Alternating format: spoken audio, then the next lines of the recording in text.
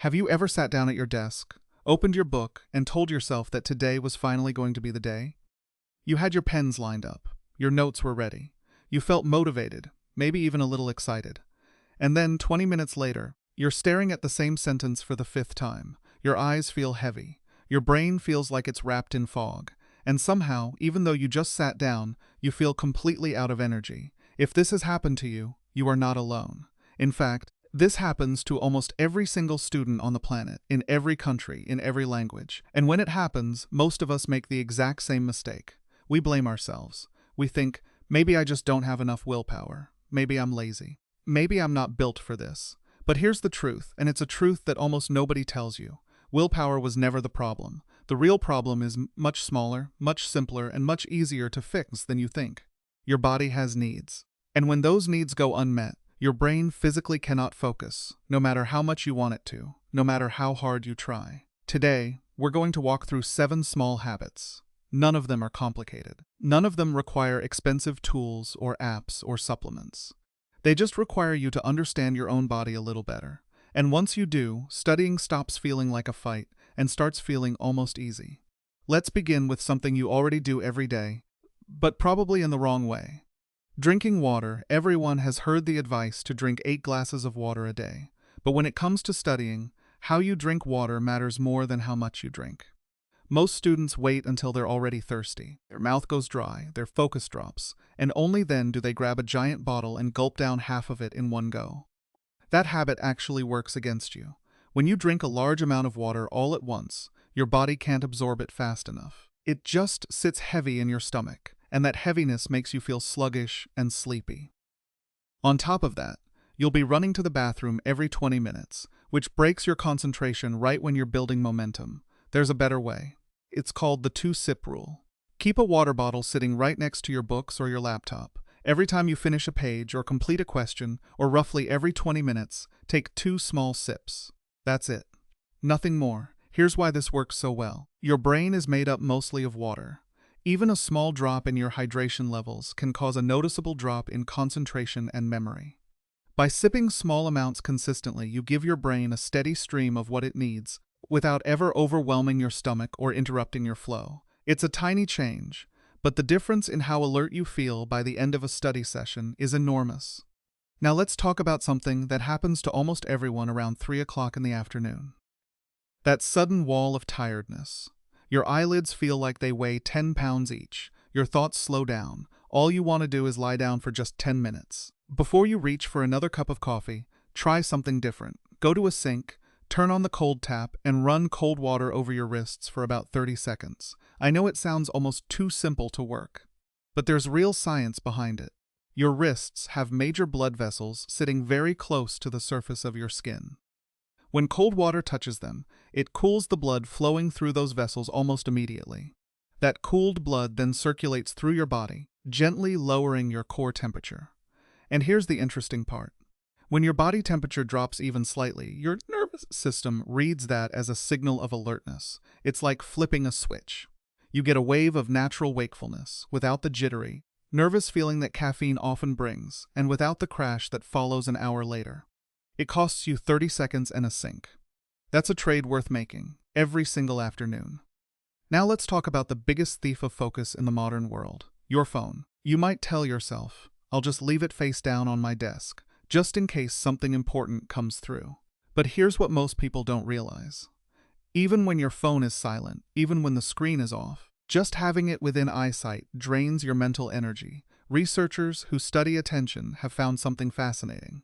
When your phone is visible, your brain has to work constantly, in the background, to resist picking it up. That resistance uses up mental energy, the same energy you need for studying.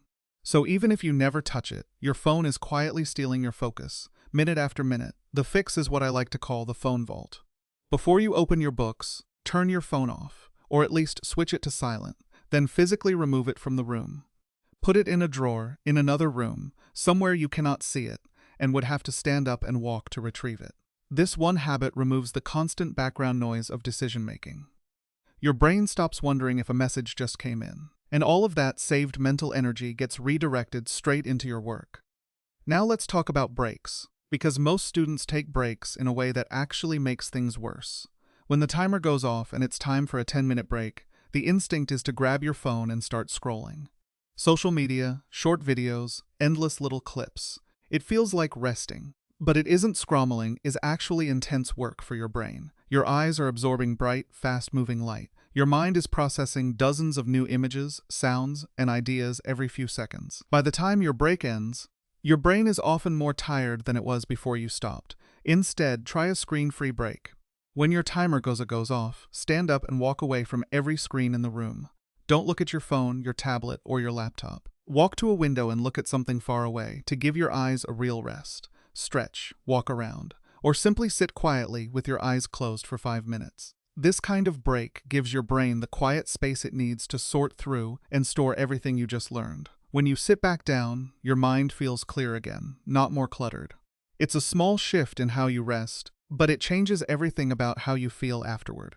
Next, let's talk about posture, because your body position has a direct effect on how sleepy you feel. When you sit still for a long time, especially slouched in a comfortable chair, your blood flow slows down. Your heart rate drops, and your body starts to interpret that stillness as a signal that it's time to sleep. So here's a shift worth trying. When you have a long chapter to read or a large amount of information to memorize, don't do it sitting down. Stand up. Hold your notes in your hands and read while slowly walking around the room. If you have a tall shelf or dresser, you can even use it as a makeshift standing desk. Standing and moving raises your heart rate slightly and improves blood circulation, which sends more oxygen to your brain. That oxygen is what keeps you sharp and alert. It's genuinely difficult to fall asleep while you're on your feet and moving. So whenever you feel your energy fading, don't fight it by drinking more coffee. Just change your posture. Stand for 15 minutes and notice how quickly your focus returns. Now take a moment and picture your desk right now. Is it covered in old papers, empty cups, pens from 3 different colors, and textbooks from subjects you're not even studying today? A cluttered desk creates a cluttered mind. Every extra object sitting in your field of vision is something your brain has to process, even if you're not consciously looking at it. If you glance over and see a book from a completely different subject, a part of your brain starts worrying about that subject too, pulling attention away from the one thing you're actually trying to focus on. The fix here is what I call the one-thing desk. Before you begin studying, clear everything off your workspace. The only items allowed are the exact book you're reading, the notebook you're writing in, and a single pen. Everything else goes into a drawer or onto a shelf, out of sight. This simple, clean environment creates a sense of calm the moment you sit down. There's only one thing in front of you, so there's only one thing for your mind to settle on. It sounds almost too simple to matter, but clearing your desk is one of the fastest ways to clear your head. And now, the final habit, and honestly, one of the most powerful ones on this list: teaching an imaginary student. When we study by silently reading, we're being passive. Our eyes move across the page, but our mind is free to wander, to drift, to daydream about anything else. This kind of passive learning is exactly what leads to boredom, and eventually, sleepiness. To stay fully engaged, you need to become an active participant in your own learning. And one of the best ways to do that is to pretend you're the teacher. After you finish reading a section, or working through a difficult concept, close the book. Turn to face an empty wall, or imagine a student sitting in front of you, and explain what you just learned, out loud, in your own words. Try to make it as simple as possible, the way you'd explain it to a curious child. This does 2 things at once. First, speaking out loud forces your body and mind to stay active and alert, which naturally fights off drowsiness. Second, and maybe more importantly, it immediately shows you what you actually understand, and what you don't. If you find yourself stumbling, searching for words, unable to explain something clearly, that's not a failure. That's incredibly valuable information. It tells you exactly what to go back and review, before it becomes a problem on exam day. So there you have it, 7 small habits. None of them require you to buy anything, download anything, or change your entire personality overnight. They simply ask you to work with your body instead of constantly fighting against it. Sip water regularly instead of gulping it down. Use cold water on your wrists instead of another cup of coffee. Put your phone somewhere you can't see it. Take real, screen-free breaks. Stand up when your focus starts to fade. Keep your desk clear of everything except what you're actually working on. And teach what you've learned out loud, as if someone is sitting right in front of you. None of these habits are difficult, but together, they change the entire experience of studying, from something exhausting and painful, into something that actually feels manageable, even on your longest, hardest days. So the next time you sit down to study, don't reach for more caffeine, and don't blame yourself for feeling tired. Try one of these habits instead, and give your body what it actually needs to help your mind do its best work. Thank you for watching, and I'll see you in the next one.